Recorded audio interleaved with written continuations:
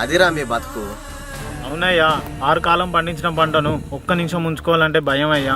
ఎక్కడ బ్యాంకు కూడా వస్తాడో, ఎక్కడ అప్పులోడు ఇంటి మీద ఖర్చులు పెడతారని భయం అయ్యా. ఇదంతా కాదురా, క్వింటాలకు 1300 ఇస్తా, నచ్చితే అయ్యి లేకుంటే లేదు. అయ్యా అట్లా అనకండి అయ్యా. పోరా, నా చేతులు పట్టుకుంటా నీకేమొస్తాయిరా? నువ్వు పండించిన పంట మంచిగా ఉండాలి, పైన రేటు ఉండాలి. రేటు ధర ఒక రైతుకు కావాల్సింది రుణమాఫీలు, వడ్డీ లేని రుణాలు కాదయ్యా. రైతుకు ఒక పంటకు పటిష్టమైన మద్దతు ధర కావాలయ్యా. మద్దతు ధరనా మీకా? ఏనాడైనా ఎప్పుడైనా ఎవరిని అడిగిరారా మీరు? అవునయ్యా, అడగకుండానే అమ్మాయిని అన్నం పెట్టదంటారు, కానీ మా రైతులు అడగకుండానే దేశానికి అన్నం పెడుతున్నారు. అది రైతంటే దేశానికి వెన్నెముక అంటారు, కానీ మీలాంటి దళారులు షావుకారులు రైతు వెన్నెముకని విరగొడుతున్నారు. అయితే ఏందిరా నీ నొల్లి? మాది లొల్లి కాదు, కడుపు మంట, ఆకలి బాధ. మేము పండించే తిండి దినుసులు కొనండాయా అని బ్రతిమలాడే దౌర్భాగ్య